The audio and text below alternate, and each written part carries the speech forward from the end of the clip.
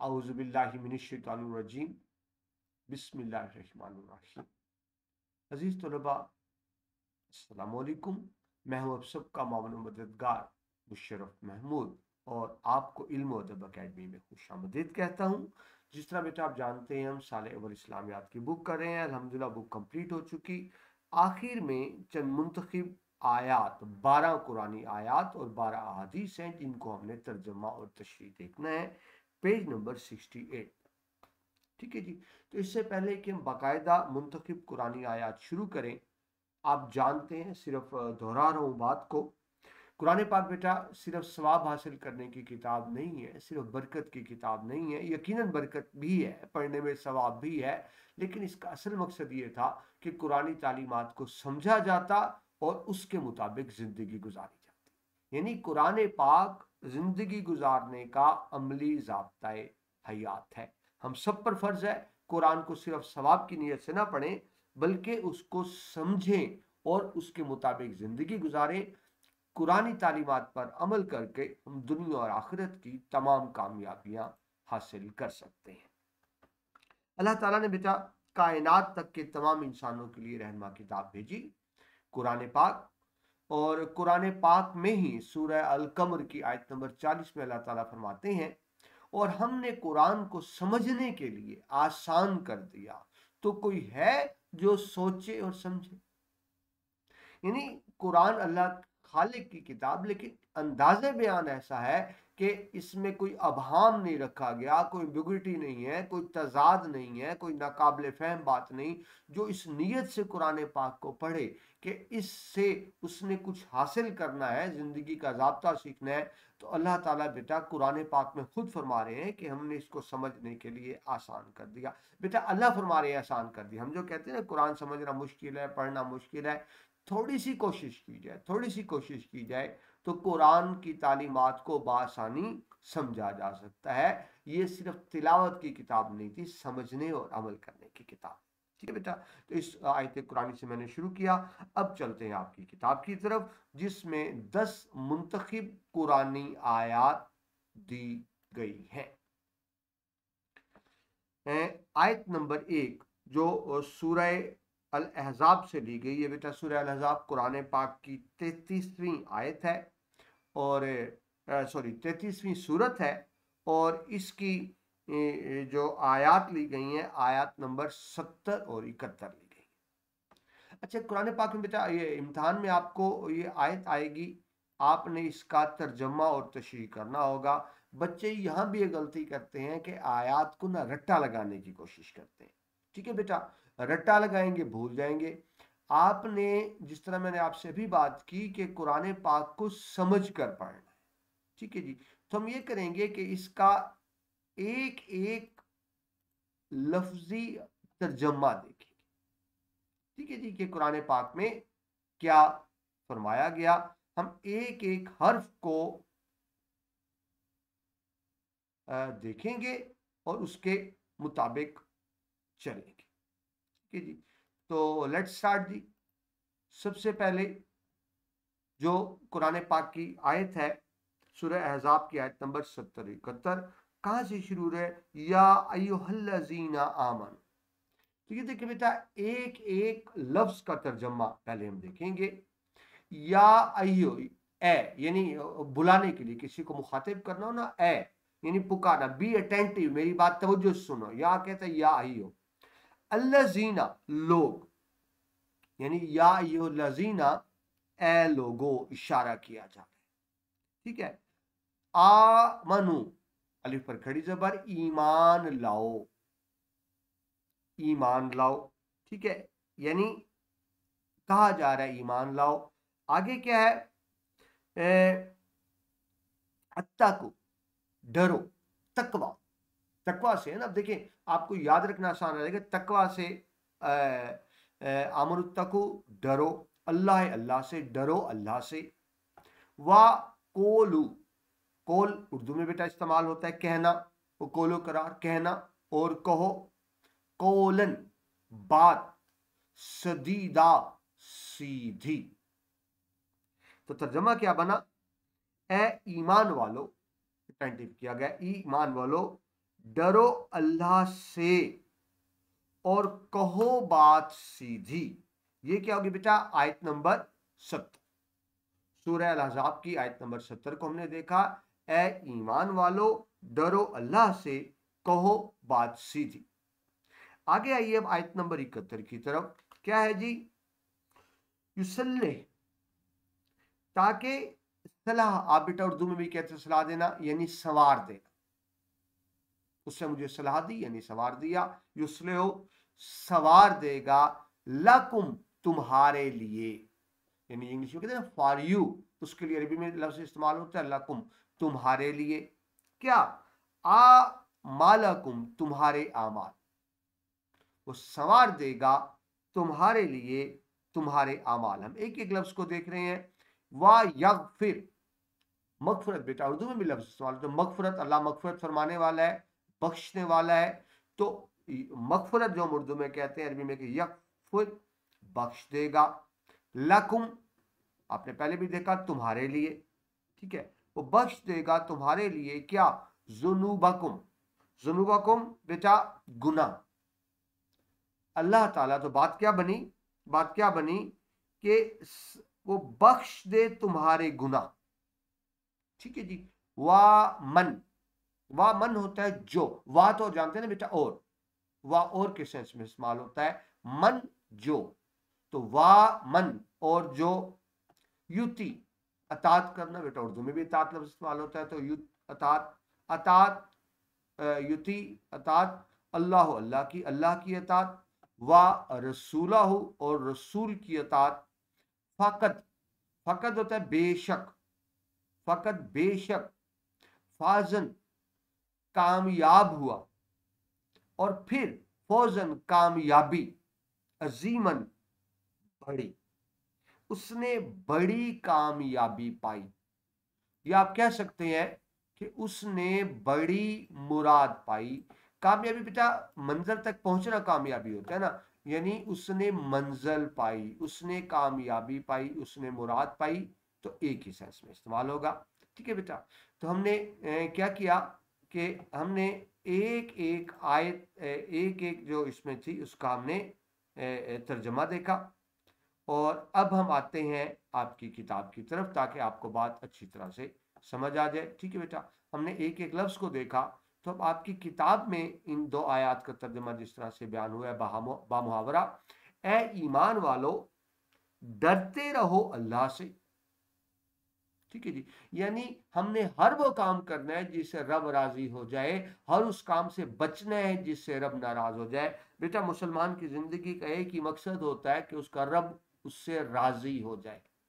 एक मुसलमान जिंदगी के आखिरी लम्हे तक इस कोशिश में रहता है कि उसका रब राजी हो जाए और उसका रब उससे नाराज ना हो। इसी को बेटा तकवा कहते हैं। तो क्या कहा गया? ऐ ईमान वालों, डरा अल्लाह से और कहो सीधी बात, कोलन सदीदा, सीधी बात, बात घुमा फिरा के ना करो, बात में फरेब ना हो, बात में धोखा ना हो, सीधी बात करो कि संवार दे तुम्हारे वास्ते तुम्हारे काम। जब तुम सीधी सीधी बात करोगे तो अल्लाह तुम्हारे काम संवार देगा। काम संवारना क्या मतलब बेटा? काम सीधे कर दे। अल्लाह की इनायत हो, मेहरबानी हो, तो उल्टे काम भी सीधे हो जाते। और अल्लाह की इनायत ना हो तो क्या होता है? सीधे काम भी उल्टे जाते हैं। तो जब अल्लाह से डरोगे, सीधी बात करोगे, तो फिर इसका इनाम क्या मिलेगा, रिवार्ड क्या मिलेगा? कि सवार देगा तुम्हारे वास्ते तुम्हारे काम, और फिर क्या है? बख्श देगा तुमको तुम्हारे गुनाह, यानी तुम्हारे गुनाह बख्श दिए जाएंगे। देखिए बेटा, खता से पाक तो सिर्फ अल्लाह, अल्लाह का नबी और अल्लाह के फरिश्ते हैं। इंसान से तो गलती हो जाती है, इंसान खता का पुतला है, शैतान के बहकावे में आ जाता है, गुनाह कर बैठता है, लेकिन अल्लाह की रहमत बेपाया है बेटा। अल्लाह फरमाते हैं कि अगर सच्चे दिल से तौबा करोगे तो मैं बख्श दूंगा तुम्हारे को। अल्लाह कुरान में फरमाते हैं मैं हर गुनाह बख्श सकता हूँ। हाँ, एक चीज कहा गया, सवाई शिर्क के, शिर्क की अल्लाह फरमाते हैं कोई माफी नहीं, उसके अलावा जो चाहे वो गुनाह बख्श दें। उसकी रहमत बेपाया है, उसकी रहमत की कोई हद नहीं है।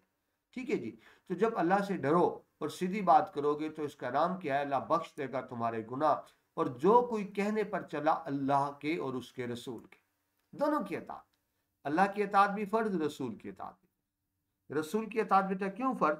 कि जो अल्लाह के रसूल होते हैं बेटा वो अपनी तरफ से कुछ नहीं कहते, वो अपनी तरफ से कुछ नहीं करते। उनका हर कौल फेल अमर अल्लाह की रजा के मुताबिक होता है, अल्लाह की रजा के ताबे होता है। तो अगर हमने कुरान पे भी अमल करना है तो हमें सुन्नत रसूलुल्लाह सल्लल्लाहु अलैहि वसल्लम की तरफ देखना पड़ेगा। हमने पहले भी मिसाल देखी बेटा, पूरे कुरान में सबसे ज्यादा नमाज पढ़ने की ताकीद है, नमाज कायम करने की। पूरे कुरान में नमाज का तरीका नहीं है।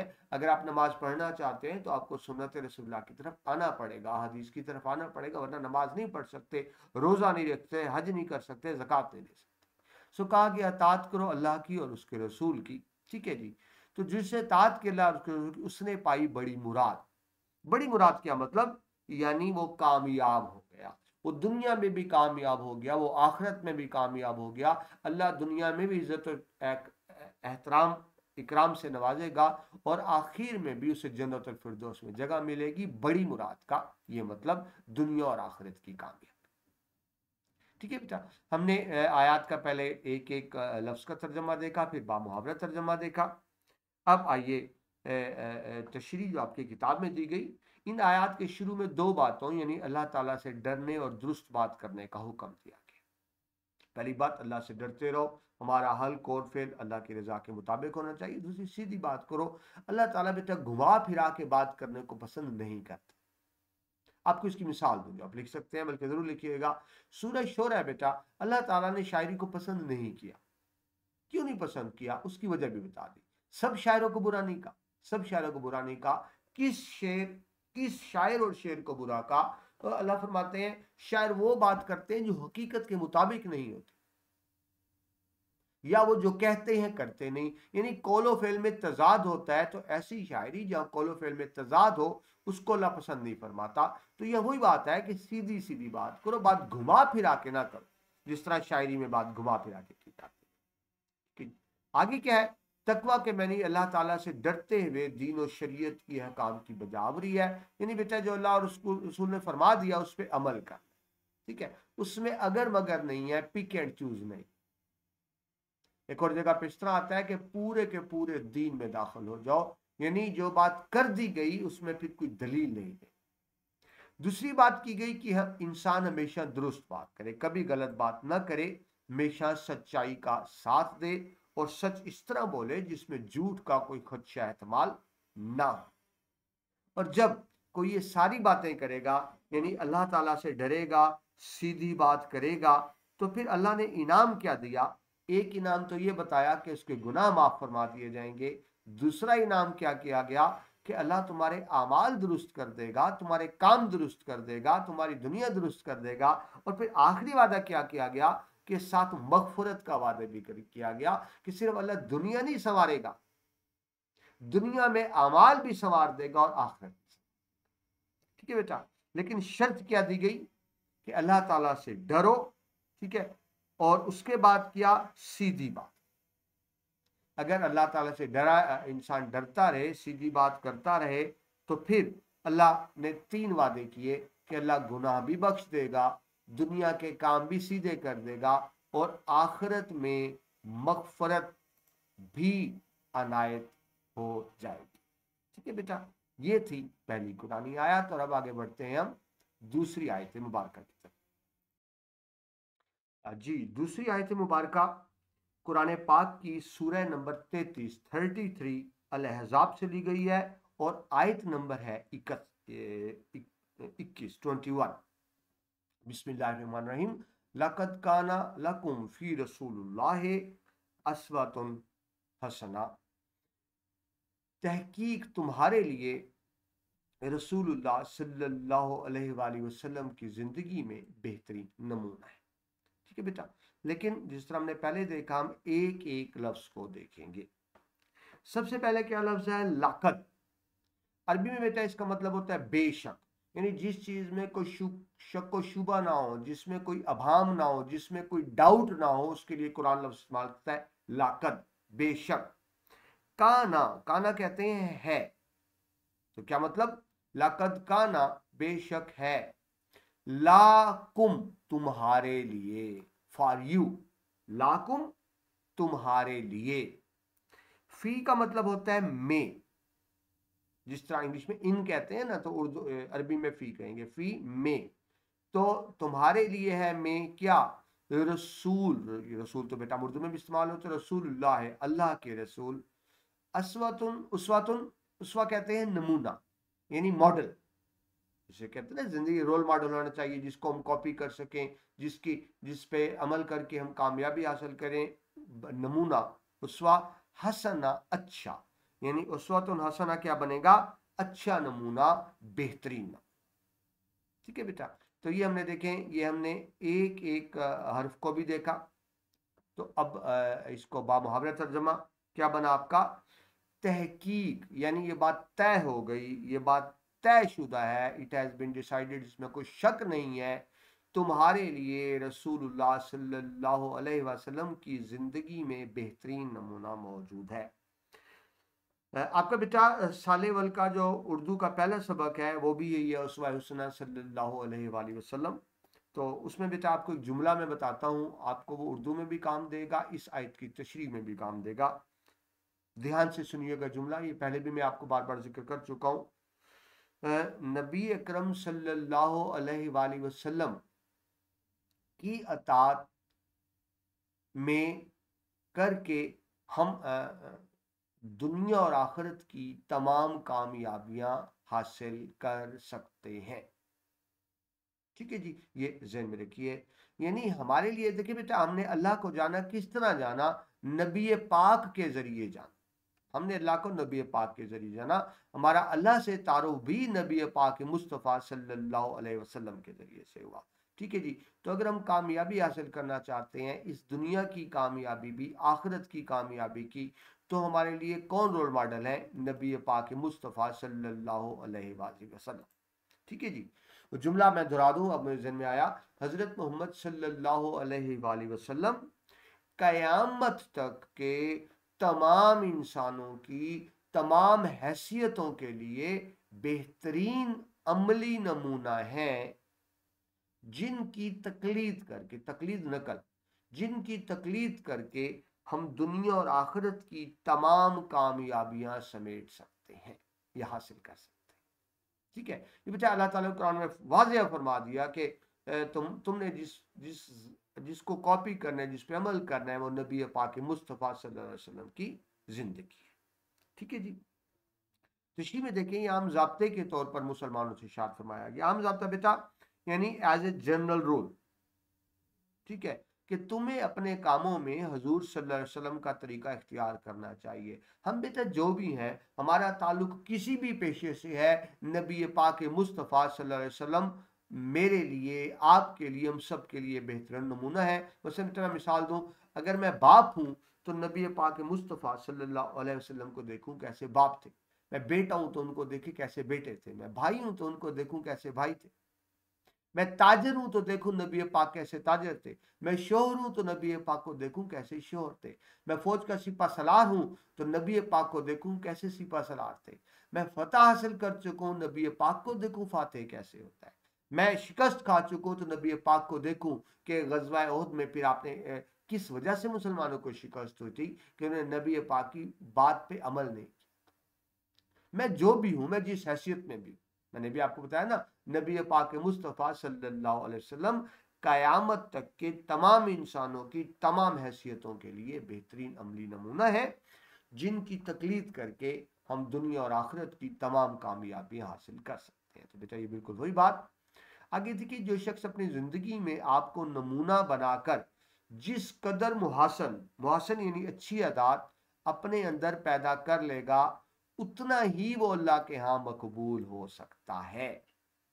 ठीक है, यानी अल्लाह जो चाहता है कि उसका अल्लाह उससे राजी हो, उसका रब उससे राजी हो, तो उसका तरीक़ाकार क्या है, नबी पाक मुस्तफ़ा सल्लल्लाहु अलैहि वसल्लम की सुन्नत मुबारक पर चले।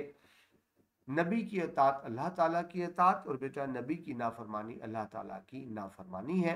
दुनिया और आखिरत की तमाम सादतें, बेटा आपकी बुक में लिखा हुआ, सिर्फ आप सल्लल्लाहु अलैहि वसल्लम की ज़ात की तबा होता है बेटा, पैरवी, नकल करना, तकलीद करना, अतात तकलीद से वाबस्ता कर दी गई, यानी कंडीशन लगा दी, इस बात को कंडीशनल कर दिया कि अगर तुम्हें कामयाबी चाहते हो तो एक ही रास्ता है, एक ही तरीका है कि नबी पाक मुस्तफ़ा सल्लल्लाहु अलैहि वसल्लम की सीरत किरदार की, कौल सुन्नत की और हदीस पर अमल का। ठीक है बेटा।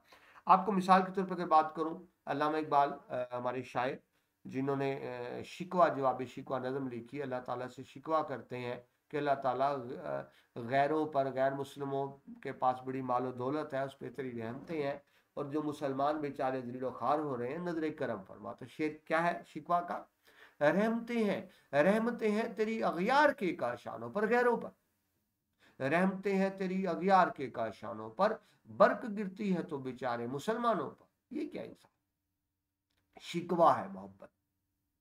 जवाब शिकवा में अल्लाह की तरफ से जवाब है, समझाने का अंदाज किया है। तो बेटा जवाब शिकवा का आखिरी शेर, शेर बहुत मशहूर है शेर, लेकिन शायद आपको ये ना पता हो, ये जवाब शिकवा का आखिरी शेर है। अल्लाह ताला के जवाब सुने, अल्लाह ताला कहते हैं कि मोहम्मद से वफा तूने तो हम तेरे, सल्लल्लाहु अलैहि वसल्लम, कि मोहम्मद से वफा तूने तो हम तेरे हैं, ये जहां चीज है क्या लोहो कलम तेरी।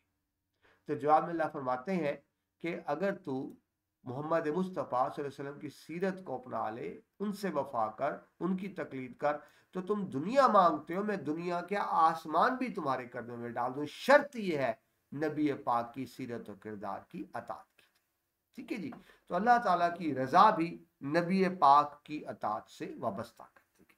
ठीक है बेटा, ये थी आयत नंबर 2, जो मुंतखिब आयात है आपकी किताब में दी। आगे चले बेटा, मुंतखिब आयात में से आयत नंबर 3 की तरफ आए। ये सूरह आल इमरान जो कुरान पाक की तीसरी सूरत है, उसकी आयत नंबर 103, वा तासिमु बिहिब्लिल्लाहि जमीअन वला तफर्रक, और मजबूत पकड़ो रस्सी अल्लाह की सब मिलकर, और फूट ना डालो। अब बेटा अल्लाह की रस्सी मजबूत पकड़ने का क्या मतलब? अल्लाह की रस्सी पकड़ने का मतलब ये है, यानी अल्लाह ताला के बताए हुए रास्ते पर चलना। ठीक है। हम बेटा वही एक एक अरबी के हर्फ को देखते हैं ताकि आपके लिए याद करना आसान हो जाए। ठीक है। वा तासिम, वा तासिम मजबूती से पकड़ लेना, ग्रिप करना, होल्ड कर लेना, किसी चीज को इस तरह मजबूती से पकड़ लेना कि हमसे छूट ना जाए।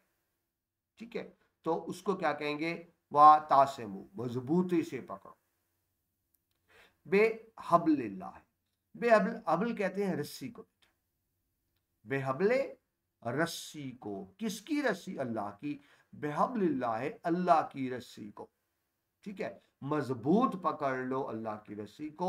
जमीयन, आप उर्दू में भी लफ्ज़ है जमीयत, इकट्ठे होना, जमा होना, जमा से जमीयत, जिसको कुरान में जामिया कहा गया। जामिया वैसे भी बेटा आपको पता है, जामिया कंप्रिहेंसिव को कहते हैं। ठीक है। जमीयन, सब मिलकर। वाह बेटा आप जानते हैं वाह का मतलब होता है और, वाह का मतलब होता है और, ला का मतलब होता है नहीं। ठीक है। वल्ला, और ना, मना किया गया। तफर्रा को, अलग अलग रहो, यानी फिरके ना बना। जब बड़े फखर से कहते हैं ना आपका फिरका क्या है, मेरा फिरका क्या है, मैं शिया हूं, मैं सुन्नी हूं, मैं अहले सुन्नत हूं, मैं अहले हदीस हूं, मैं बरेलवी हूं। ये बेटा कुरान तो मना कर रहा है इस चीज से। हम सिर्फ मुसलमान है बस, इससे आगे तफरकाबाजी है। तो कुरान कहता है फर्क ना करो, तफर्रा को फर्क करना, फिरके बनाना।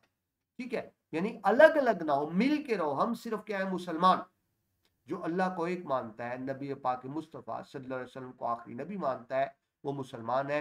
तो फर्क ना करो, आपस में फिरके ना बनाओ। ये किसका हुक्म बेटा? ये हुक्म कुरान पाक। ठीक है जी। तो हमने बेटा देखें एक एक लफ्ज को देखा। अब हम बामुहावरा करते हैं। आपकी किताब में इसका बामुहावरा तर्जमा क्या दिया हुआ है? और मजबूत पकड़ो रस्सी अल्लाह की, सब मिलकर, और फूट ना डाल। इसकी तशरीह में है जो आपकी किताब में दी गई। इस आयत में अल्लाह ताला की किताब को मजबूती से पकड़ने का हुक्म दिएगा। बेटा जब हम कहते हैं अल्लाह की बात पे हुक्म, अल्लाह के हुक्म पे अमल करो, तो अल्लाह का हुक्म क्या है? Quran Pak, written complete of code of life, अल्लाह की तरफ से फाइनल इंस्ट्रक्शंस। इससे पहले भी बहुत सी किताबें लाने उतारी अंबिया पर, लेकिन वो फाइनल इंस्ट्रक्शंस नहीं थी। वो मखसूस लोगों के लिए, मखसूस वक्त के लिए थे, मखसूस लोगों के लिए और मखसूस वक्त के लिए। कुरान पाक बेटा क़यामत तक के तमाम इंसानों के लिए है। ठीक है जी। तो इसमें मतलब अल्लाह की रस्सी को पकड़ने का अल्लाह के अहकाम यानी कुरान पाक। तो इस आयत में अल्लाह ताला की किताब यानी कुरान पाक को मजबूती से पकड़ने का हुक्म दिया गया, यानी जिंदगी कुरान के मुताबिक हो, यानी इसके अहकाम पर अमल करने का हुक्म दिया गया है और मुसलमानों को तफरकाबाजी से मना किया गया है। हजरत अल्लामा इकबाल का शेर है ना जी, बड़ा खूबसूरत के यूं तो सैयद भी हो, यूं तो सैयद भी हो, मिर्जा भी हो, अफगान भी हो, यूं तो सैयद भी हो, मिर्जा भी हो, अफगान भी हो, तुम सभी कुछ हो, बताओ तो मुसलमान भी हो। असल बात मुसलमान। ठीक है, फर्क ना करो, तफरकाबाजी ना करो। ये शिया को सुन्नी को काफिर कहना और सुन्नी का शिया को काफिर कहना, बेटा दोनों ही गुनाह, दोनों ही गुनाह है बेटा। मैंने बड़ी सिंपल सी बात की कि जो अल्लाह को एक मानता है, नबी पाक मुस्तफ़ा सल्लल्लाहु अलैहि वसल्लम को आखिरी नबी मानते हैं, मुसलमान है। इससे आगे बंदा जाने खुदा जाने हम कौन होते हैं बात करने। ठीक है जी। यानी कुरान पाक पे अहकाम पे अमल करने का सब मुसलमानों को हुक्म दिया गया है, आपस में तफरकाबाजी से मना किया। अब बेटा तफरकाबाजी कब पैदा होती है, यानी फर्क कब आता है, ये बताया गया। जाहिर है मुसलमान तफरका उस वक्त पैदा होता है जब अल्लाह के अहकाम छोड़ देंगे। जब बेटा मुसलमानों की जिंदगी सीरत किरदार कुरान और सुन्नत के मुताबिक होगा तो फिर तफरकाबाजी पैदा नहीं होगी। तफरका कब पैदा होगा, जब हम कुरानी तालीमात को नजरअंदाज करना शुरू कर देंगे, यानी जब तक रहनुमाई कुरान से लेते रहेंगे तफरका नहीं होगा। और जब कुरान को छोड़कर हम रहनुमाई हासिल करने की कोशिश करेंगे, एक शख्स किसी एक से रहनुमा लेगा, दूसरा दूसरे से, तीसरा तीसरे से, तो लाजमी बात है फिर बेटा तफरकाबाजी पैदा होगी। ठीक है जी। जब तफरका पैदा होगी तो अदावत दुश्मनी भी पैदा होगी, क्योंकि हर एक अपने फिरके को ठीक कहेगा, दूसरे को गलत कहेगा। खुद गर्जी भी पैदा होगी, वो अपने फिरके के लिए काम करेगा। हसद, कीना, बुग्स जैसी बुराइयां पैदा हो जाएंगी। कब, जब वो तफरकाबाजी करेंगे। लेकिन तफरकाबाजी से बचने का तरीका बता दिया गया, अल्लाह की रस्सी को मजबूती से पकड़े रहो। यानी अगर हर मामले में हम कुरान पाक से रहनुमाई लेंगे तो तफरकाबाजी की लानत से बच सकते हैं, क्योंकि तफरकाबाजी खुद भी लानत है, खुद भी बुराई है। और इससे आपने देखा और भी बहुत सी बुराइयां जन्म लेती हैं, दावत, खुशगर्दी, हसन, कीना, ये सारी चीजें पैदा होती हैं सिर्फ किस वजह से, जब तफरकाबाजी। ठीक है जी। इसके बरक्स अगर मुसलमान सिर्फ कुरान और सुन्नत से ही रहनुमाई हासिल करें, अल्लाह की किताब को ही रहनुमाई के बनाए, तो फिर वो तफरके से बच सकते हैं, फिर वो मुत्तहिद रहेंगे, कुरानी अहकामात पे अमल करेंगे। तो सब बुराइयों की जगह क्या होगा, आपस में मोहब्बत होगी, दोस्ती होगी, इखलास यानी खलूस होगा, मुरवत, मुरवत कहते हैं बेटा दूसरों का लिहाज, और हमदर्दी जैसी भलाइयां पैदा होंगी। कब, जब हम कुरानी तालीमात पर अमल करेंगे। लेकिन जब कुरानी तालीमात से रूगर्दानी करेंगे तो फिर तफरका पैदा होगा, और तफरका बेटा वो नौसत और बुराई है जो और भी बहुत सी बुराइयां साथ लेगा। ठीक है बेटा, तो ये मुंतखिब आयात में से हमने तीसरी आयत को देखा। आगे चलिए, जो मुंतखिब आयात है उनमें आयत नंबर 4 पेज नंबर 69 पर, ये बेटा सूरह अल हुजरात से दी गई, जो कुरान पाक की 49वीं आयत है, 49वीं सूरत है। यानी सूरत नंबर है 49, 49, और उसकी आयत नंबर है 3। ठीक है जी। क्या जी, इन्ना अक्रमकुम इंदिल्लाहि अत्काकुम। ठीक है जी।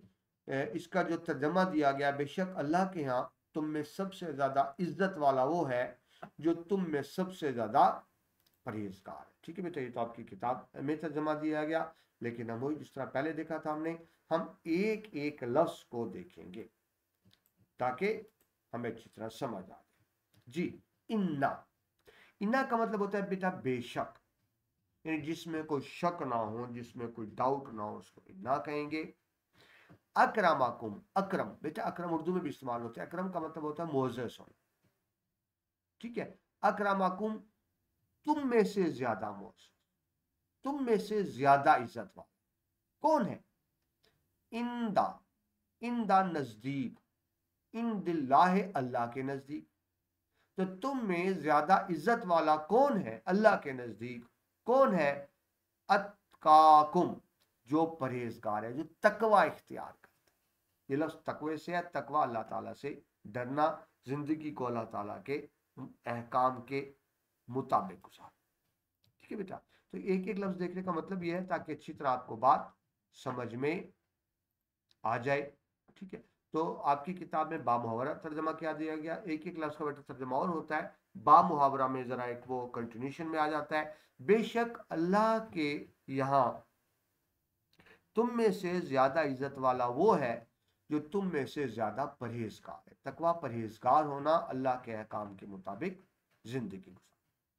ठीक है जी, तो बताया गया कि अल्लाह के नजदीक इज्जत एहतराम का मयार क्या है। रंग नहीं है, नस्ल नहीं है, कबीला नहीं है, मालो दौलत नहीं है।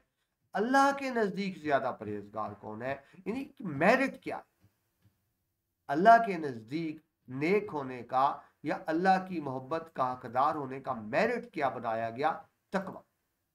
जिसमें तकवा ज्यादा है वो अल्लाह के नजदीक ज्यादा इज्जत वाला है। तो तकवा ही इज्जत का मयार करार दिया गया। तशरीह में सियाको सबाक के लिहाज से आयत का ये टुकड़ा उस मकाम पर आया है जहां मुसलमानों को ऐबजोई और तानो तशनी से मना किया। बेटा एक तसलसल होता है, इसको कहते हैं कुरान के बारे में क्या क्या कहते हैं, शान नज़ूल। याद रखें बेटा, हर आयत का शान नज़ूल होता है। शान नज़ूल का मतलब होता है ये आयत किस मौके पर नाजिल की गई, क्यों नाजिल की गई, यानी क्या ऐसे हालात व वाक़यात थे जब ये आयत नाजिल की गई। तो जब हम किसी आयत का पस मंजर समझते हैं, सियाको सबाक समझते हैं, उर्दू में आप सियाको सबाक कहते हैं, लेकिन कुरान की ज़बान में उसको कहेंगे शान नज़ूल। तो इस आयत का शान नज़ूल बयान किया गया कि ये आयत कहाँ से ली गई, जहाँ मुसलमानों को रोका जा रहा है ऐब जोई करना, दूसरों के ऐब निकालना, बुराइयां निकालना, ताने देना। तानो तशनीय की बात है, ताने देना। तो ये कब होता है, इंसान बेटा दूसरों के ऐब कब निकालता है, दूसरों को घटिया कमतर कब समझता है, ताने कब देता है, जब अपने आप को बड़ा समझे। बड़ी सिंपल सी बात है बेटा, जो अपने आप को बड़ा समझेगा, जो अपने आप को बड़ा समझेगा, इसका मतलब है कि दूसरों को अपने से छोटा समझे। अगर वो अपने आप को बड़ा ना समझे तो दूसरों को छोटा ना समझे। दूसरों को छोटा कब समझेगा, जब अपने आप को बड़ा समझेगा। और जो अपने आप को बड़ा समझेगा यानी तकब्बुर करेगा, तो फिर दूसरों को छोटा समझेगा, उनमें ऐब भी निकालेगा, उन पे तंज भी करेगा, उनको ताने भी देगा। ठीक है, जितना अपने आप को बड़ा समझता जाएगा दूसरे को उतना कमतर हकीर समझता जाएगा। तो बसोकात बुराइयों का इर्तिकाब कर इंसान कब करता है, जब अपने आप को बड़ा समझ ले, दूसरों को हकीर समझ ले। हालांकि बेटा तकब्बुर बड़ाई सिर्फ अल्लाह ताला के साथ। इंसान के लिए बेटा क्या है, आज झुक के रहना। इंसान को चाहिए झुक कर रहे, आजिज़ी इख्तियार करे, तकब्बुर ना करे। तकब्बुर सिर्फ अल्लाह ताला को रवा है। अल्लाह ताला कुरान पाक में फरमाते हैं, तू जो जमीन पर अकड़ अकड़ कर चलता है तो क्या इस जमीन को फाड़ डालेगा। इंसान तो किस चीज का तकब्बुर है, तो इंसान को तकब्बुर जायज नहीं है।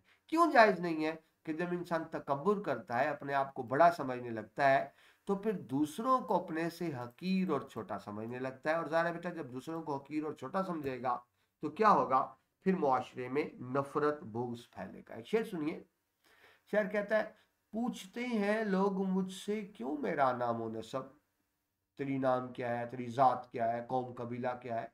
ठीक है, ये मतलब हुआ ना। पूछते हैं लोग मुझसे क्यों मेरा नाम व नसब, सोच लें पैगंबरों से सिलसिला मिल जाए। भाई है तो सब पैगंबर की औलाद ना, हजरत आदम की औलाद, हजरत आदम अल्लाह के पैगंबर थे, सब उनकी औलाद। ठीक है जी, तो इस्लाम में फजीलत बरतरी का म्यार तकवा तो हो सकता है, इसके अलावा कोई मार नहीं। अगर कोई अपने आप को बड़ा समझता है तो इसको तकब्बुर कहेंगे, जो इंसान को जायज नहीं है। क्यों जायज नहीं, कि जो अपने आप को बड़ा समझेगा फिर दूसरों को छोटा समझेगा।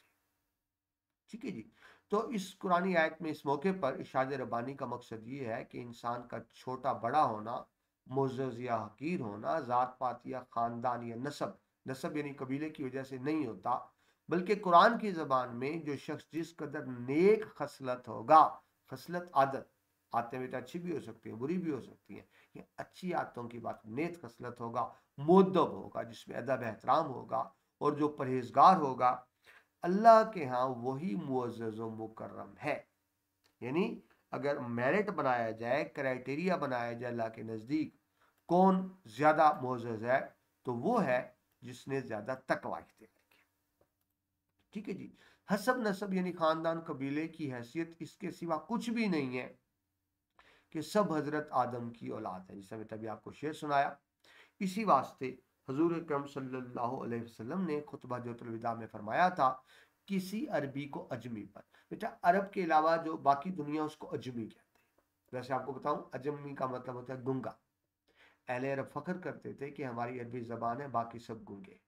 ठीक है, तो वहां से निकला, लेकिन वैसे अजमी का मतलब होता है गैर अरब होना। तो अरबी को अजमी पर यानी अरब के बंदे को किसी गैर अरब पर, या अजमी को अरबी पर कोई फजीलत नहीं, सुर्ख को स्याह पर, स्याह को सुर्ख पर कोई फजीलत नहीं, मगर तकवा के सिवा, तकवा के सिवा। ठीक है। अब सुर्ख और सफेद और स्याह की बात, बेटा अफ्रीका बर आजम में काले लोग हैं, हबशी जो गुलाम थे, तो उनको बहुत घटिया और कमतर समझा जाता था इस्लाम से पहले।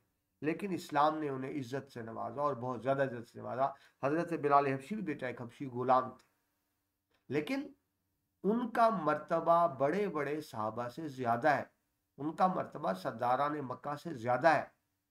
किस वजह से? तकवा की वजह से, नेकी और परहेजगारी की वजह से। तो इस्लाम रंग और नस्ल के इम्तियाज को कोई अहमियत नहीं देता। ठीक है बेटा, ये मुकम्मल हुई। आगे चलिए, जो आपकी किताब में आयत दी गई, उनमें आयत नंबर 5 मुंतखब आयात में से, ये सूरह अल इमरान की आयत नंबर 190 है। सूरह अल इमरान बेटा कुरान पाक की तीसरी सूरत, उसकी आयत नंबर 190 है, जिसमें वो लोग जो अल्लाह की ज़ात का नाउज़ुबिल्ला इनकार करते हैं, उनको बताया जा रहा है कि अगर तुम गौर करो तो अल्लाह की वजूद के कायल हो जाओगे। फरमाया गया, बेशक आसमानों और ज़मीनों का बनाना, ठीक है जी, और रात दिन का आना जाना उसकी निशानियां हैं अकल वालों के लिए। साथ कंडीशन लगा दी हुई कि निशानियां तो है लेकिन अकल वालों के लिए। अकल वाला कभी भी अल्लाह की ज़ात का इनकार नहीं करेगा। अल्लाह की ज़ात का इनकार कौन करेगा? जो अकल का अंधा होगा।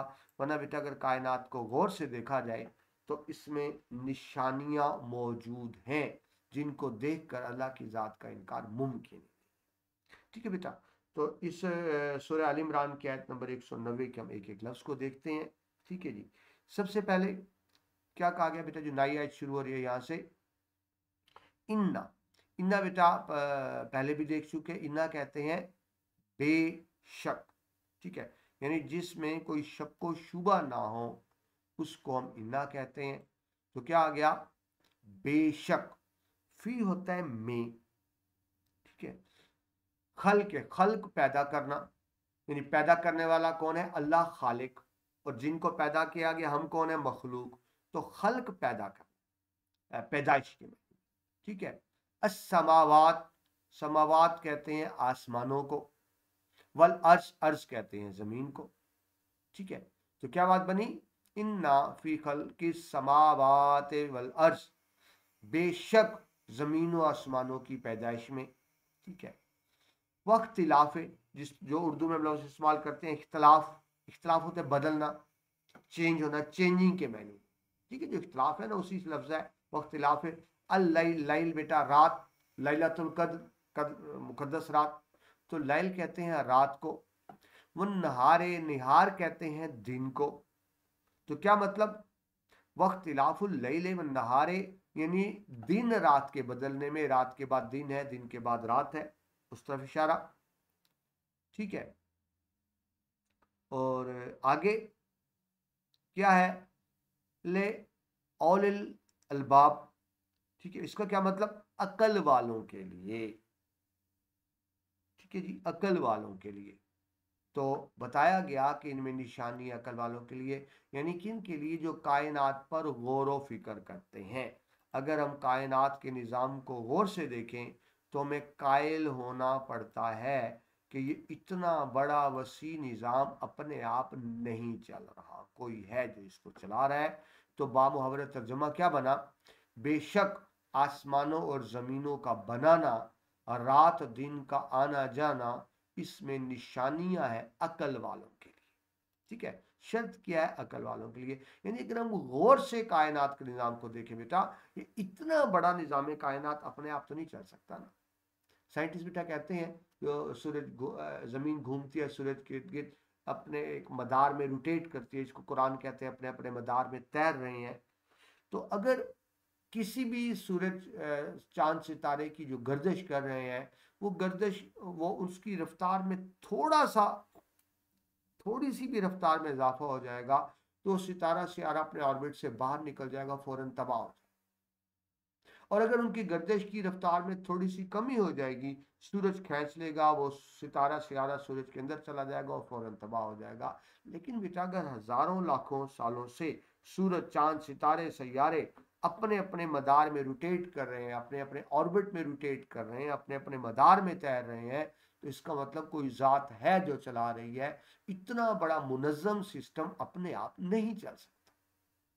बेटा हम के शार आपने जरूर सुने होंगे, कोई तो है, कोई तो है जो निजाम हस्ती चला रहा है, वही खुदा है, दिखाई भी ना दे और नजर भी जो आ रहा है, वही खुदा है।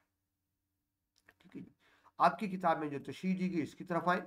इस आयत में अल्लाह ताला ने अपनी निशानियों का जिक्र फरमाकर पहले निशानियां दी, अक्लमंदों को इस जहान के कारखाना पर गौर करने की दावत दी कि गौर और फिक्र करो, देखो ये कैसे चल रही है कायनात, ताकि गौर व फिक्र से अल्लाह ताला पर ईमान लाना आसान हो जाए। जब हम गौर व फिक्र करते हैं तो हमारे पास कोई चारा नहीं रहता सिवाय इसके कि अल्लाह की वहदानियत को तस्लीम करें।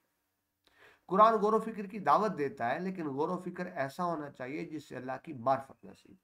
यानी बेटा गौर व फिक्र इस नीयत से किया जाए कि हम सच्चाई के रास्ते पे चलें। गौर व फिक्र इस नीयत से ना किया जाए कि गुमराही के रास्ते पे चलें। जैसा बेटा कुरान पाक में ये कहा गया ना कि अल्लाह ताला इस किताब के जरिए बहुत सौ को हदायत देगा, बहुत सौ को गुमराह करेगा, तबाह करेगा। तो क्या मतलब, जो कुरान को इस नीयत से पढ़ेगा कि इसमें से हदायत मिलनी है तो हदायत मिलेगी, और जो नौजुबिल्ला कुरान पाक को इस नीयत से पढ़ेगा इसमें कोई गलतियां, खामियां, कोताहियां, कंट्राडिक्शन तलाश की जाए, तो वो तबाह बर्बाद होगा। तो यही बात बेटा ऐसे ही है कि कायनात को इस नजर से देखा जाए कि जिससे अल्लाह ताला की मार्फत नसीब। इसके बरस ऐसा गौर व फिक्र जिसके नतीजे में अल्लाह ताला से दूरी हो, ऐसा गौर व फिक्र करना जिसके नतीजे में अल्लाह ताला से दूरी हो और इंसान ये समझ ले कि कारखाना खुद ब खुद चल रहा है। वो कहते हैं ऑटोमेशन पे लगा हुआ है, सिस्टम खुद ब खुद चल रहा है।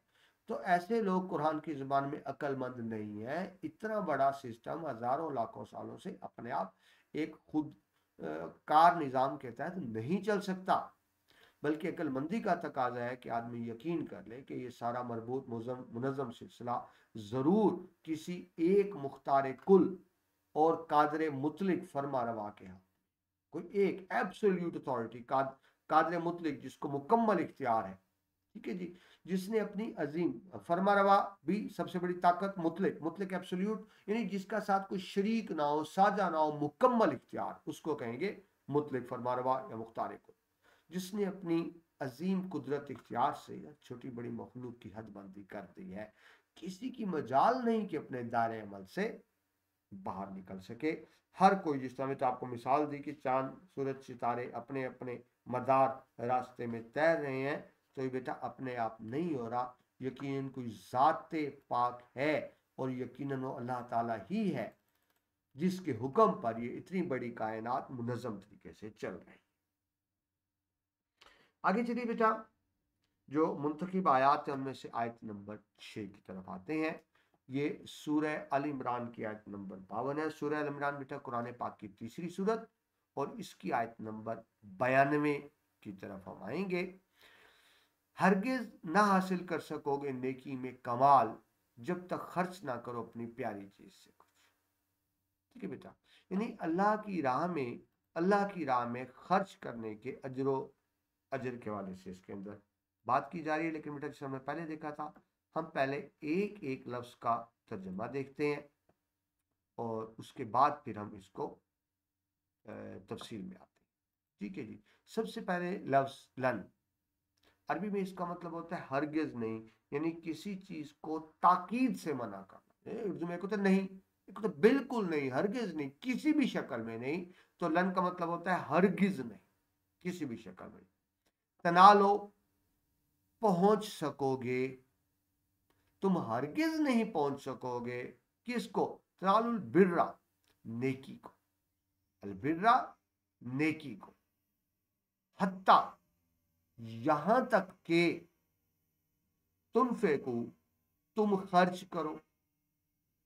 मिम्मा, उस चीज में से, तुहिब्बूना, जिससे तुम मोहब्बत करते हो। जब तक उस चीज में से खर्च नहीं करोगे, उस वक्त तक तुम्हारा ईमान मुकम्मल नहीं समझा जाए।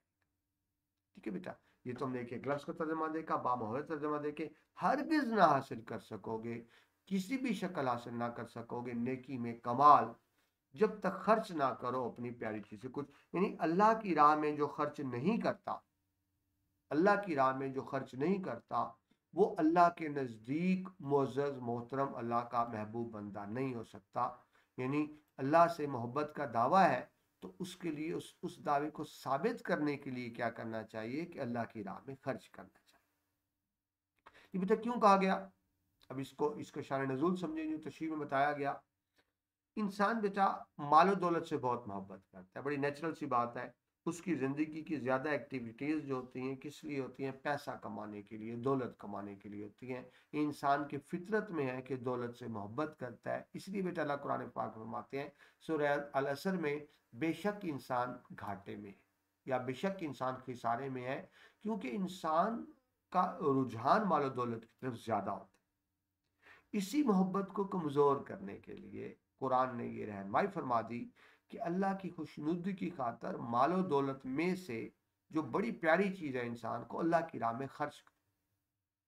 ठीक है, अल्लाह से मोहब्बत का दावा है, तो फिर बेटा अल्लाह से मोहब्बत हो। अगर दिल में मालो दौलत की मोहब्बत ज़्यादा है, तो फिर वो इंसान नेक नहीं हो सकता, वो परहेजगार नहीं हो सकता, जिसके घर में मालो दौलत की मोहब्बत ज़्यादा है।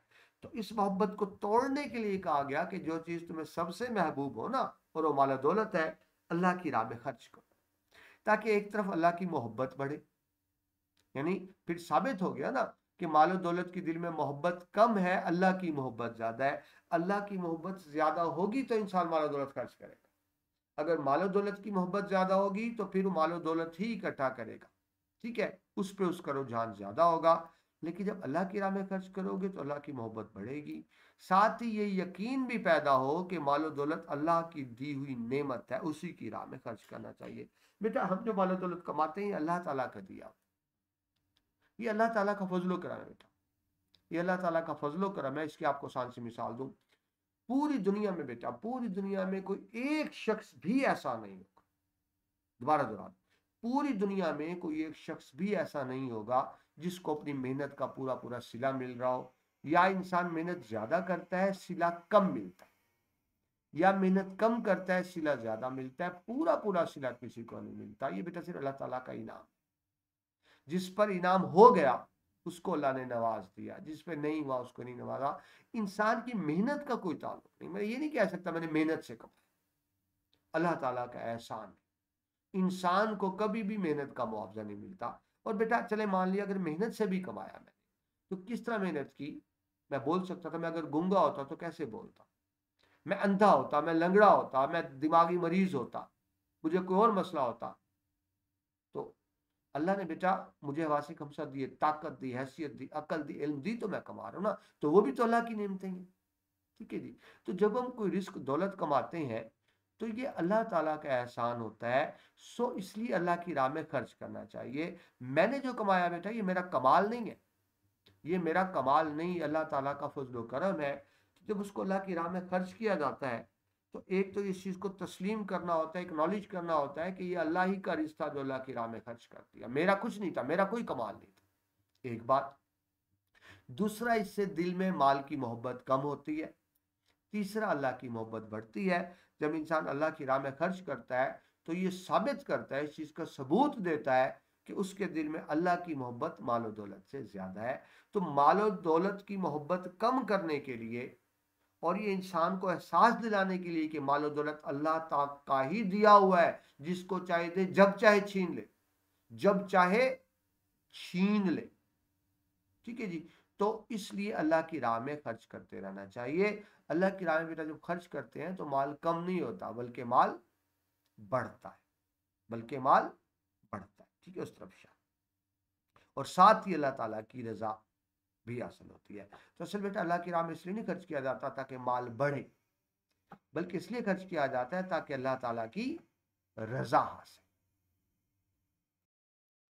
जी जनाब, आगे बढ़ते हैं। मुंतखिब आयात में से आयत नंबर 7 जो सूरह अल अनकबूत से दी गई। सूरह अल-कबूत बेटा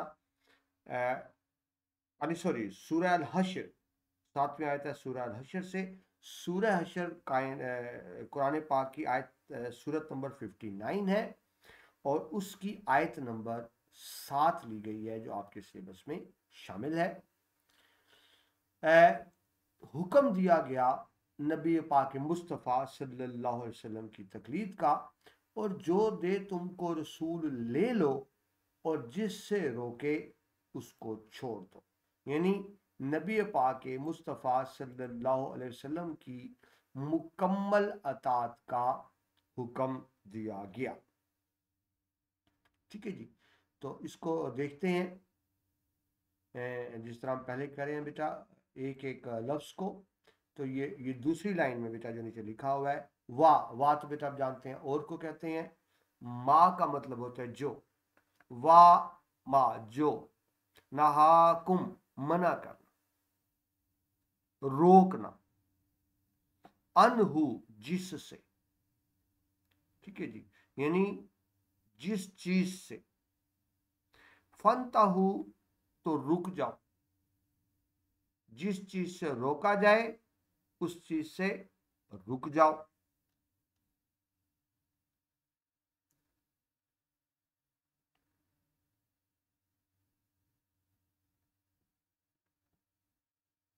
नहीं सॉरी बेटा, ये ऊपर से शुरू हो रही थी, मैंने नीचे से कर दिया। सॉरी, ऊपर से, ये पहली लाइन से था। वाह माँ, वाह जो माँ कुछ। वाह माँ पहली लाइन से बेटा, वाह माँ और जो कुछ अताकुमुल अता करे, अताकुम अता करे, और रसूल लो रसूल, यानी जो रसूल अता करे, फाखुसू हो तो तुम ले लो। जो रसूल अता करें, नबी पाक अता करें, तुम ले लो। वाह माँ और जो नहाकुम मना करें, अनहु जिससे, फंतहु तो तुम रुक जाओ। ठीक है जी। एक मतलब ये पूरी आयत में बेटा आयत का एक छोटा सा टुकड़ा लिया गया है, आधा पहली लाइन में और आधा दूसरी लाइन में। ठीक है, ये हमने बेटा एक एक हर्फ देखा, लफ्ज़ देखा, और अब हम आते हैं बामुहावरा तशरीह की तरफ, जो बेटा आपकी किताब में जिस तरह से किया गया। और जो तुमको रसूल और जो दे तुमको रसूल सल्लल्लाहु अलैहि वसल्लम वो तुम ले लो, और जिससे मना करे उसे छोड़ दो। ठीक है जी। यानी हमने अपनी मर्जी इख्तियार नहीं करनी, हमने अपनी मर्जी इख्तियार नहीं करनी। बड़ी सिंपल सी मतलब कि मुकम्मल अतात करनी है नबी पाक मुस्तफ़ा सल्लल्लाहु अलैहि वसल्लम की। तशरीह देखें, आयत का मफहूम यही है कि हुज़ूर अकरम सल्लल्लाहु अलैहि वसल्लम जो काम करने को फरमाए फौरन कर दो। ठीक है जी। और जिससे रोके उससे रुक जाओ, यानी हर अमल इरशाद में आपकी तामील होनी चाहिए बेटा। मर्जी नहीं है, पिक एंड चूज नहीं है। यानी ये मर्जी नहीं है हमारी कि जो दिल करे बात मान ले और जो दिल करे बात ना माने। तो बेटा ऐसा नहीं है। जो बेटा नबी पाक ने फरमा दिया वो आखिरी है, वो फाइनल है, उसमें कोई तब्दीली नहीं हो सकती। वो जिस जिस जो कहें वही करना है, जिससे रोके रुक जाना है। गोया इस आयत में सही इस्लामी ज़िंदगी गुजारने का तरीका बताया गया। और वो तरीका बेटा क्या है कि जो नबी पाक फरमाते हैं बस वही बरहक है। उनसे बेटा बहस नहीं करनी, सबूत नहीं मांगना, दलील नहीं मांगनी। उन्होंने जो कह दिया वो हरफ आखिर है। नबी पाक का कहा बेटा हरफ आखिर क्यों है? इसलिए कि बेटा नबी अपनी तरफ से कुछ नहीं कहते, वो वही कहते हैं जो अल्लाह की तरफ से उनको हुक्म होता है। वो अल्लाह ताला के ही अहकामात बयान करते हैं, और अल्लाह के अहकामात की रूह में ही उन अहकामात की तशरीह करते हैं। सो जो हम बड़ा अगर इसको सिंपल सी बात करें कि नबी की अतात दरअसल अल्लाह ताला की अतात है और नबी की नाफरमानी दरअसल अल्लाह ताला की नाफरमानी है। सो नबी पाक की मुकम्मल अतात का हुक्म दिया गया। आगे चले बेटा, मुंतखिब आयात में से आयत नंबर 8 सूरह अल अनकबूत की आयत नंबर दरअसल ये 45 है। सूरह अनकबूत कुरान पाक की 29वीं सूरत है और इसकी आयत नंबर 45। ठीक है जी। बेशक नमाज रोकती है बेहयाई और बुरी बातों से, यानी इस आयत मुबारका में नमाज के हवाले से अहकाम दिए गए। बेटा आप अच्छी तरह से जानते हैं कुरान पाक में जिस इबादत का सबसे ज्यादा जिक्र किया गया वो कौन सी इबादत है बेटा? वो नमाज ही है जिसका सबसे ज्यादा कुरान पाक में जिक्र किया गया। बहुत सी बुक्स में मैंने बेटा पढ़ा है कुरान पाक में नमाज का 700 से ज्यादा मरतबा जिक्र है। बेटा ऐसी बात नहीं है, 700 नहीं, अलबत्ता 70-80 जगहों पर जिक्र है, 100 से कम मरतबा है। ये 700 के जिक्र वाली हदीस पता नहीं कहाँ से आई है, मुझे ऐसी ऐसी कोई बात नहीं मिली। लेकिन बहरहाल एक बात तय है कि जिसका जिक्र सबसे ज्यादा है कुरान पाक में जिस इबादत का, वो नमाज ही है। ठीक है जी। तो नमाज की अहमियत के फजीलत के वाले से इसमें बताया गया। ठीक है जी। ये पहली लाइन के आखिरी 2-3 लफ्ज़ से देखें, इन्ना, इन्ना कहते हैं बेशक, इन्ना बेशक, सलाता नमाज, सलात नमाज, तन्हा रोकती है, बेशक नमाज रोकती है किससे? आनिल, आने कहते हैं अन, यानी इसको अन कहते हैं से, अनिल फाशाय, बेहयाई से, फहश कामों से, बुरी बातों से, वल मुनकिर और बुराई से। नमाज रोकती है फहश कामों से, फाशी से और बुराई से। तो इसलिए बेटा नमाज का हुक्म सबसे ज्यादा दिया गया। ठीक है जी। अब बामुहावरा तर्जमा देखें, बेशक नमाज रोकती है बेहयाई से और बुरी बातों से। तो इसी देखिए बेटा आयत बाला के इस टुकड़े ने वाजिया किया है कि नमाज में ऐसी खूबी जरूर है जिसके सबब नमाजी बेहयाई और बुरी बातों से बच जाते हैं। नमाज में ऐसी कोई बात जरूर है। ठीक है जी। वो बात क्या है? सिंपल सी बात बेटा, जब इंसान अल्लाह के हजूर पेश होता है, सजदा करता है, गिड़गिड़ाता है, गुनाहों से तौबा करता है, माफ़ी मांगता है, तो उस पर नमाज के असरात रहते हैं। यानी दो नमाजों के दरमियानी औकात में नमाज के असरात रहते हैं। इंसान बुराई करने से पहले सोचता है अभी तो अल्लाह से माफ़ी मांग के आए हूँ, तौबा करके आए हूँ और इसके बाद में फिर नमाज पढ़ने जाना है। अगर मैं बुराई करूँगा तो फिर किस मुंह से मस्जिद जाऊँ? यानी नमाज की बरक़ात और नमाज के असरात नमाज के दरमियानी वक़्तों में भी बरकरार रहते हैं। तो जो सही मायनों में नमाज कायम करता है यकीनन वो बेशर्मी, बेहयाई, बुरे कामों से बाज रहता है नमाज के असरात के सबब। ठीक है जी। तो बता दिया गया कि बेहयाई और बुरे कामों से कैसे बचा जा सकता है, नमाज कायम करके बाजमात और 5 टाइम। ठीक है जी। अब आगे वजाहत में तशरीह में किया गया, मसलन जब जिस्मानी बीमारी की तशखीस हो जाए, यानी बेटा किसी को कोई बीमारी हो तो बीमारी का इलाज तो बाद में होगा ना, पहले तशखीस की जाएगी बीमारी क्या है, जिसको इंग्लिश में आप डायग्नोज होना कहते हैं। जब बीमारी डायग्नोज हो जाएगी, पता चल जाएगा बीमारी क्या है, तो दवा भी तजवीज़ हो जाएगी। लेकिन अगर बीमारी का ही पता ना चले बीमारी क्या है, तो फिर उसके लिए दवा तजवीज़ नहीं हो सकती। ठीक है जी। जब बीमारी की तशखीस हो जाएगी, दवा भी तजवीज़ हो जाएगी और फिर दवा असर भी दिखाएगी। लेकिन अगर बीमारी की तशखीस ना हो या बीमारी की तशखीस गलत हो जाए, बीमारी कुछ और हो, तशखीस कुछ हो जाए, तो अब वो जो दवा होगी वो असर नहीं दिखाएगी। क्यों वो असर नहीं दिखाएगी? क्योंकि सही तशखीस नहीं हुई। तो अल्लाह ताला ने बेटा तशखीस भी कर दी, बीमारी भी बता दी और उस बीमारी की दवा भी बता दी। ठीक है जी। इस हवाले से नमाज कवी उल तासीर है, नमाज में बड़ी तासीर है। क्या किस तरह की तासीर? कि ये रोकती है इंसान को बेहयाई, बुरे कामों से, क्योंकि नमाज के दरमियानी वक्फों में नमाज के असरात जारी व सारी रहते हैं। ठीक है जी। कवी उल तासीर, इसकी तासीर ज्यादा है, अफेक्ट ज्यादा है।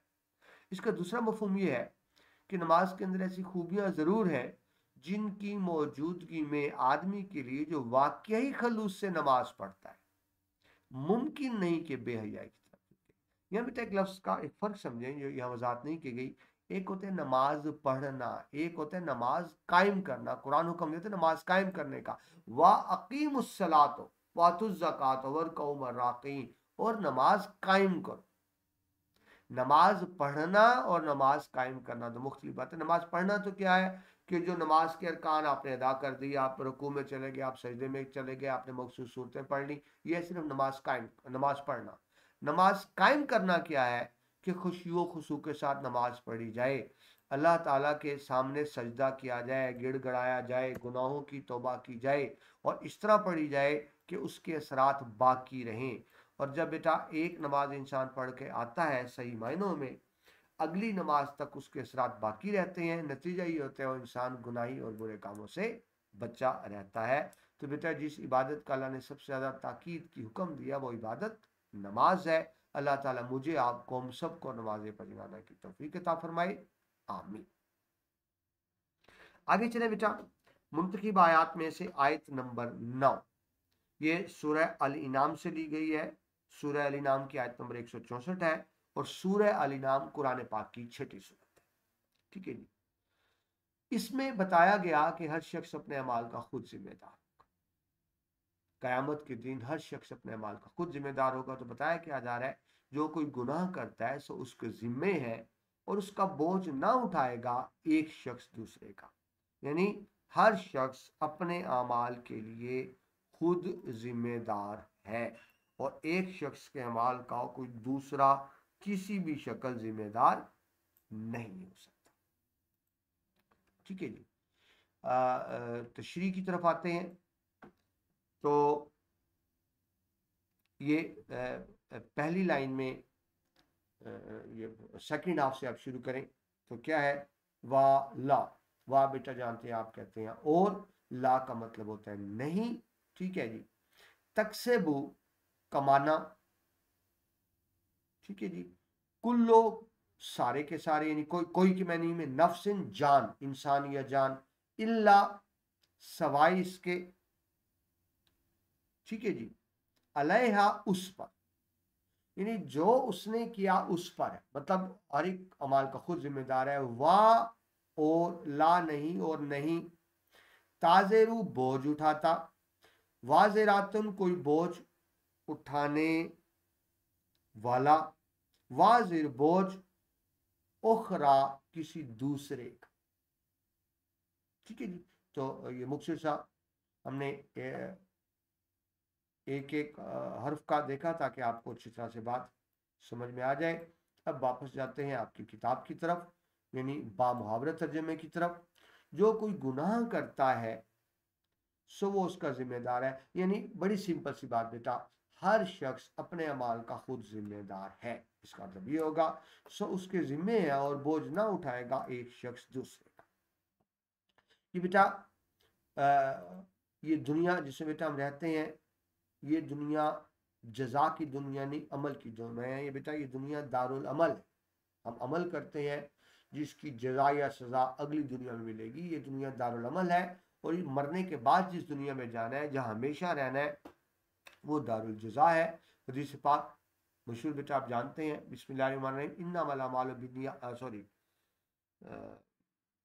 हाँ ठीक है, इन्नमल अमालु बिन्नियात, ये भी है कि अमाल का दारोमदार नियतों पर है। ठीक है जी। और लेकिन यहाँ बात यह है कि हर शख्स अपने, यहाँ मैं हदीस सुनाना चाह रहा था, दुनिया मुजरतुल आखिर, ये दुनिया आखिरत की खेती है। हम इस दुनिया में जो कुछ करेंगे उसका फल पाएंगे। हर शख्स अपने किए का फल पाएगा।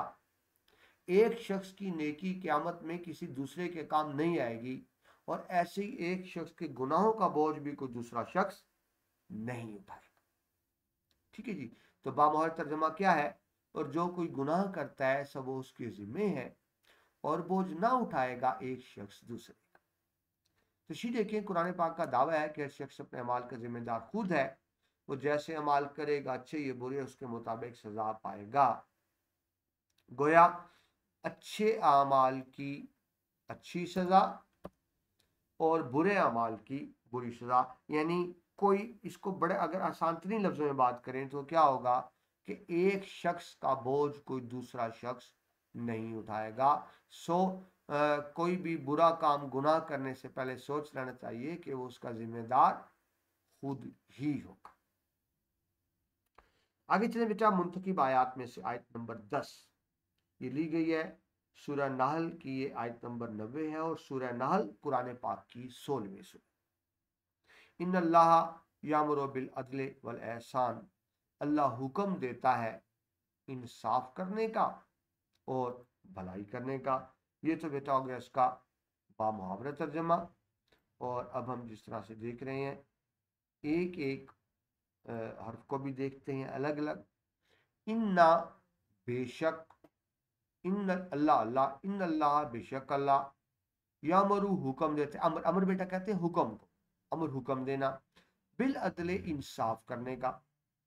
इंसाफ क्या होता है? हकदार को बेटा उसका हक देना, वल एहसान नेकी करने का, यानी जिसका हक जो हक है वो दे देना अदल है, और जो किसी का हक नहीं है फिर भी दे देना ये एहसान।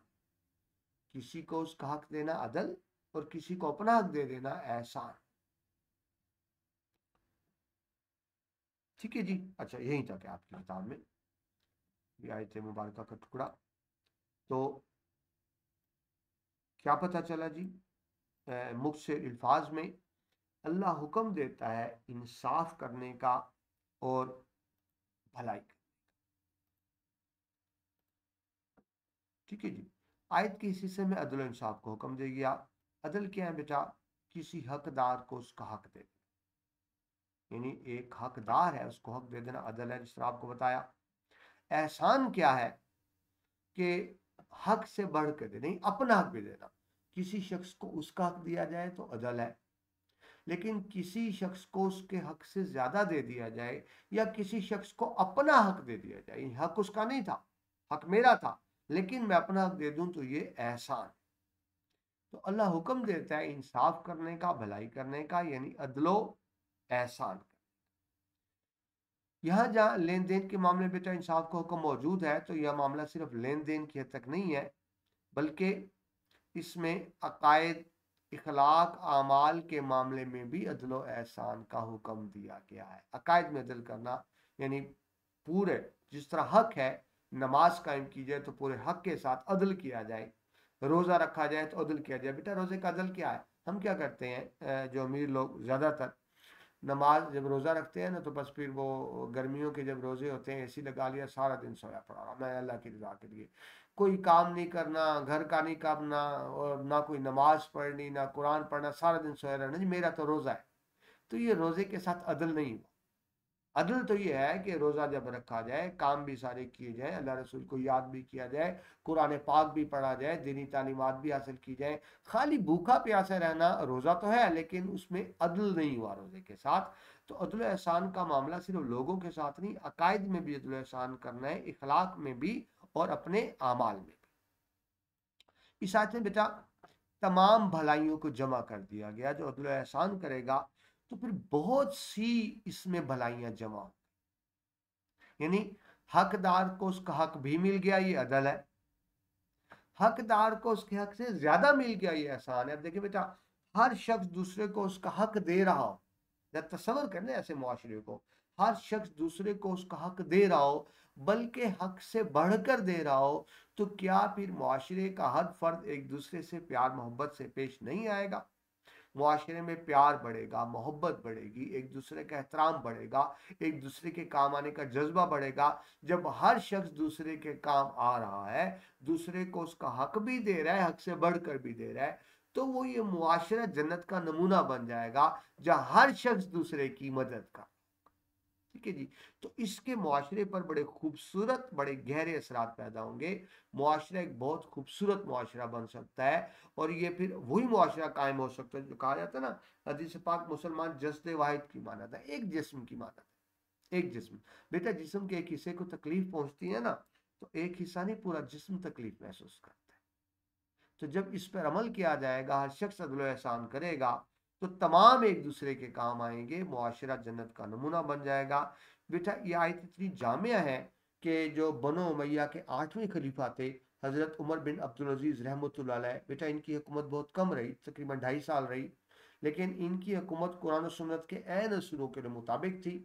इन्होंने सही मायनों में कुरान और सुन्नत की हुकूमत कायम की थी हजरत उमर बिन अब्दुल अजीज रहमतुल्लाह अलैह ने। तो उन्होंने इस कुरानी आयत को जुम्मे के खुतबे में शामिल कर दिया था। किस आयत को? अल्लाह हुक्म देता है अदल करने का, एहसान करने का। तो आज तक बेटा जुम्मे के खुतबे में इस आयत को खुतबे के आखिर में पढ़ा जाता है। इस कदर जामिया और खूबसूरत है। आगे चलें जी, आयत नंबर 11, जो मुंतखब आयत में आयत नंबर 11 है। यह सूरह हजर की आयत नंबर 9 है और सूरह हजर कुरान पाक की सूरत नंबर 15 है। ठीक है जी, ये बेटा कुरान पाक के हवाले से वो कुफार जो इतराज करते थे नाउज़ बिल्लाह कि कुरान अल्लाह का कलाम नहीं है, तो अल्लाह इसमें तस्दीक फरमा रहे हैं और यकीनन हमने खुद उतारी है ये नसीहत और हम खुद इसके निगहबान हैं।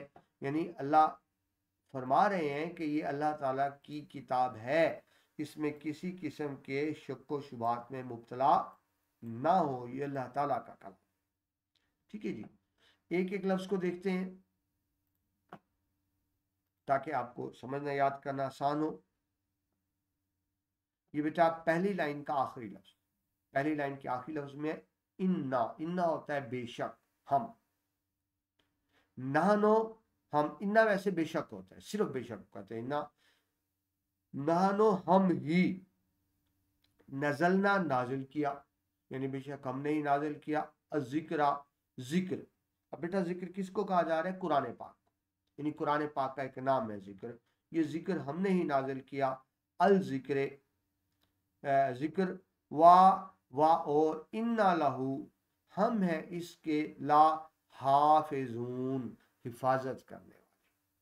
जो हम कहते हैं बेटा हाफिज कुरान है, तो मतलब उसने कुरान की हिफाजत की, उसने दिल में कुरान को महफूज कर लिया। तो हाफिज, हाफिज किसको कहते हैं? हिफाजत का। ठीक है, उसी वाले से लफ्ज हाफिजून आया। तो अल्लाह ताला वाज़ेह तौर पे इसमें इरशाद फरमा रहे हैं कि ये अल्लाह ताला का कलाम है जो अल्लाह ताला ने उतारा है और अल्लाह ताला खुद ही इसकी हिफाजत फरमाएंगे। बाब मुहावरा तर्जुमा देखें, यकीनन हमने खुद उतारी है ये नसीहत और हम खुद हैं इसके निगहबान। ये बेटा ये कहने की जरूरत क्यों पेश आई? इज़हार अल्लाह ताला का कलाम है, अल्लाह ताला की किताब है, हमने खुद उतारी है, खुद निगहबान है। तो इसका शान नज़ूल समझे। कुरान पाक से पहले और बेटा नबी अकरम सल्लल्लाहु अलैहि वसल्लम से पहले जितने अंबिया है सबके सब सच्चे थे, उन पर उतरने वाली किताबें और सहीफे भी सच्चे थे। लेकिन वही है बेटा, नबियों के इंतकाल के बाद लोगों ने क्या किया? उन किताबों में तब्दीलियां कर दी, तहरीफ कर दी, अपनी मर्जी की चीज़ें शामिल कर दी उन किताबों के अंदर। तो वो अल्हामी किताबें सच्ची थी, लेकिन आज अपनी असल हालत में मौजूद नहीं है, उनमें तब्दीलियां हो गई। ठीक है, उसके बाद फिर नबी आते रहे, उनकी तलकीन करते रहे और नई किताबें और सहीफे नाज़िल होते रहे। लेकिन नबी अकरम सल्लल्लाहु अलैहि वसल्लम के बाद बेटा अब किसी नबी ने नहीं है। हम अल्लाह ताला की आखिरी उम्मत हज़रत मोहम्मद मुस्तफ़ा सल्लल्लाहु अलैहि वसल्लम अल्लाह के आखिरी नबी और कुरान पाक अल्लाह ताला की आखिरी किताब, यानी अल्लाह ताला की जो इंस्ट्रक्शंस हैं तो ये फाइनल इंस्ट्रक्शन है अल्लाह ताला की, इसके बाद कोई इंस्ट्रक्शन नहीं। अब नाउज़ुबिल्लाह बेटा अगर कुरान में कोई तब्दीली हो जाए तो उसको ठीक कौन करेगा? अब तो किसी और रसूल ने आना नहीं, किसी और नबी ने आना नहीं। सो अल्लाह ताला ने इस किताब की हिफाजत का जिम्मा लेने के बाद जिम्मा लेना, यानी किताब ऐसे ही, क्योंकि बेटा कुरान वो किताब जो कयामत तक के तमाम इंसानों की रहनुमाई करेगी। ठीक है जी, क़यामत तक के लिए रहनुमा किताब। सो अल्लाह ताला ने एहतमाम किया कि इस किताब की हिफाजत का। तो अब हम देखते हैं बेटा कुरान पाक अल्लाह का वो मौजज़ा कि दुनिया जहां है बेटा करोड़ों की तादाद में यकीनन कुरान पाक होंगे, लेकिन कहीं आपको कोई कंट्राडिक्शन, तजाद नजर नहीं आएगा। क्यों? कि अल्लाह ताला ने इसकी हिफाजत का जिम्मा खुद लिया। आपकी किताबें लिखे, यही वजह है कि 1400 साल गुजरने के बावजूद, ये बेटा 1400 साल नहीं, 1450 साल से भी ज़्यादा हो चुके, इस किताब का एक एक लफ्ज़ महफूज है, हमेशा महफूज रहेगा इंशाअल्लाह ताला। यही बेटा एक मौजज़ा अल्लाह ताला का कि इतना अरसा गुजरने के बावजूद भी असल हालत में किताब मौजूद है और इंशाल्लाह क़यामत तक रहेगी, क्योंकि ये क़यामत तक के तमाम इंसानों की रहनुमा किताब। आगे बढ़े बेटा, मुंतखब आयत में से आखिरी आयत यानी आयत नंबर 12, जो सूरह अल बकरा की आयत नंबर 183 है और सूरह अल बकरा कुरान पाक की दूसरी है। ठीक है जी, जिसमें रोजों की फजीलत का जिक्र है। ईमान वालों, फर्ज किए गए तुम पर रोजे। ठीक है जी, तो इसमें रोजों की फजीलत का हुक्म है जी। या अयो, या यो यानी किसी को मुखातिब करना, या अटेंड करें, या बात सुनो, बी अटेंटिव प्लीज, तो वहां आएगा या यो अल्लज़ीना, लोगो यानी मुखातिब किया जा रहा है। आमानु, जो ईमान लाए, यानी वो लोग जो ईमान लाए। कुतिबा, फर्ज किया गया, फर्ज करना। अलैकुम, तुम पर। अल सयाम, रोजे रखना। तुम पर फर्ज किए गए, फर्ज किया गया रोजे रखना। ठीक है जी, ये तो लफ्जी तर्जमा हो। बामुहावरी तर्जमा देखो, ऐ ईमान वालों, फर्ज किए गए तुम पर रोजे। तशरीह में आए, इस आयत मुकद्दस में रोजे का फर्ज होना साबित, यानी पता चलता है कि रोजे फर्ज है। फर्ज इबादत बेटा वो होती है जिसके करने पे सवाब हो, जिसके ना करने पर गुनाह। ठीक है, फर्ज इबादत, तो रोजा फर्ज इबादत है। ये ऐसी इबादत है बेटा जो इससे पहली उम्मतों पर भी फर्ज थी। ये सिर्फ मुसलमानों पे ही नहीं, जो पहली उम्मतें गुजरी हैं उन पर भी रोजे फर्ज थे। और रोजे से इंसान में तकवा पैदा होता है। तकवा बेटा परहेजगारी। जब इंसान रोजे की हालत में होता है ना, पता है अल्लाह की रजा के लिए भूखा प्यासा हूँ, फिर वो कुरान भी पढ़ता है, वो सुन्नत रसूलुल्लाह की तरफ रुजू भी करता है, वो नेकी के काम भी करता है। और जब भूखा प्यासा होता है तो उसके दूसरों की भूख प्यास का एहसास भी होता है, अल्लाह की वहदानियत का एहसास भी होता है। वो अकेला है, शदीद भूख प्यास लगी है, खाना पीना मौजूद है, नहीं खा रहा, अल्लाह से डरता है। ठीक है जी, तो जब हर चीज़ होने के बावजूद वो अपने आप पे कंट्रोल करते हैं, इसको कहते हैं जब्त नफ्स करना। बेटा बहुत बड़ी खूबी है, जिस इंसान को जब्त नफ्स करना आ गया, अपने आप पर कंट्रोल करना आ गया, वो हर हर बुराई पे कंट्रोल कर लेगा। बेटा दुश्मन पर काबू पाना आसान है, अपने नफ्स पर काबू पाना मुश्किल है। और इसकी बेहतरीन तरबियत क्या है? रोजा। रमजान शरीफ बेटा जब गर्मी में होते हैं ना, असर से मगरब के दौरान बड़ी शदीद प्यास लगी थी, अब किचन में जाते हैं, ठंडा मशरूब भी मौजूद है, पानी भी मौजूद है, फल भी मौजूद, पकौड़े समोसे भी पड़े हैं, पकवान भी पड़े हैं, जूस भी पड़े हैं। आप किसी को हाथ नहीं लगा रहे हैं, हालांकि आप अकेले हैं, कोई आपको देख ही नहीं रहा, आप थोड़ा सा खा पी सकते हैं, हम नहीं करते। ईमान है, अल्लाह देख। तो यूं जो बेटा जब्त नफ्स की ताकत हासिल होती है ना, 1 माह की प्रैक्टिस है रोजों की, ये सारी जिंदगी काम देती है। और इस ये प्रैक्टिस ऐसी है जिसके बाद इंसान गुनाहों से बचा रहता है। ठीक है जी, यानी रोजे तो उसने 1 माह रखे, लेकिन क्या होगा, वो उसकी जो तरबियत होगी ना गुनाहों से बचने की, ये तरबियत उसको हमेशा काम देगी और सारी जिंदगी काम देती रहेगी। उसके दिल में नेकी का ज़ौक़ पैदा होगा, गुनाहों से नफरत पैदा होगी। होता है ना कि अभी अभी तो रोज़ा रखे अल्लाह की रज़ा के लिए, तो फिर यकीन इंसान गुनाहों से भी अवॉइड करता है। ठीक है जी, यही वजह है कि अहले ईमान पर रोज़ा फ़र्ज किया गया है, जिस तरह पहली उम्मतों पर भी फ़र्ज था। इंसान जब 1 माह रोज़े रखता है तो एक तो यह है कि उसके जिस्म को आराम मिलता है, वो रेस्ट मिलता है, वरना तो हम मैदे को सारा दिन 24 घंटे खपाए रखते हैं ना हजम करने में। दूसरी बात यह जब्त नफ्स पैदा होता है, नेकियों की तरफ रुझान बढ़ता है। सो हर आकिल बालिग, आकिल बेटा जो अक्लमंद है, जो साहिब शऊर है, यानी जो पागल फातरुल अकल है, उस पर तो रोज़ा फ़र्ज नहीं, उसको तो अकल ही नहीं है ना। हर अक्लमंद इंसान बालिग पर फ़र्ज है। बालिग जो बालिग हो, यानी जो रोज़े को समझता हो। जो छोटा बच्चा रोज़े को समझता ही नहीं, ज़्यादा उस पर फ़र्ज नहीं है। रोज़ा बेटा सब्र सिखाता है कि हर चीज़ मौजूद है, सब्र करना है। और ये सब्र बेटा कुर्ब इलाही का ज़रिया बनता है। अल्लाह कुरान में फरमाते हैं कि रोज़ा मेरे लिए है और इसका अजर मैं खुद दूंगा। और ऐसा भी आता है, अल्लाह फरमाते हैं इसका अजर मैं खुद हूँ, ये अल्लाह की रज़ा के लिए है। ठीक है जी, क्योंकि हर चीज़ के होते हुए भी इंसान बाज रहता है अल्लाह की नेमतों से, यानी दौरान रोज़ा वो जो अल्लाह की हलाल नेमतें हैं उनसे भी मना किया गया। इससे क्या होता है, ज़ब्त नफ्स पैदा होता है। और जिसमें ज़ब्त नफ्स की ताकत आ गई, अपने आप पे कंट्रोल करना आ गया, वो फिर शैतान के हमलों से बचा रहता है और इसके असरात सारे साल जारी रहते हैं। यही वजह बेटा मुसलमानों पर भी और पिछली उम्मतों पर भी रोज़ा फ़र्ज था। ठीक है, इसके साथ अल्हम्दुलिल्लाह बेटा मुकम्मल हुआ। ये जो 12 मुंतखब आयात है हमने तफसील से की ताकि आपको अच्छा समझ आ जाए। अल्लाह ताला बेहतर मुझे आपको हम सबको कुरान पाक पढ़ने समझने इसकी तालीमात पर अमल करने की तौफीक अता फरमाए। आमीन सुम्मा।